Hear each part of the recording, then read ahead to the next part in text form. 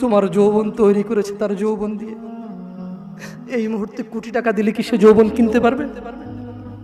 তোমাকে তোমার বাবা এত ভালোবাসে, আর আল্লাহ বলছে তোমার এই বাবা, যে বাবা ঘুষ খেয়ে তোমাকে মানুষ করার চেষ্টা করে বিদেশে পড়ালেখা করানো,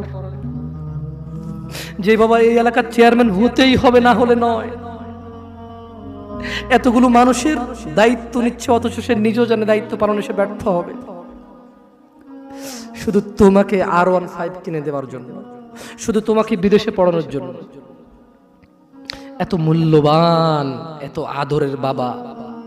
আল্লাহ বলছেন যে ইউবাসসারুনাহুম ইয়াওয়াদ্দুল মুজরিম, ও মুহাম্মদ সাল্লাল্লাহু আলাইহি ওয়াসাল্লাম, আপনি সেদিন দেখবেন অপরাধী এই মানুষটা যে এত বোকা, ছেলের জন্য এত কিছু করেছে হারাম ভাবে, হালালের ধার ধারে নাই, হারামের ধার ধারে নাই।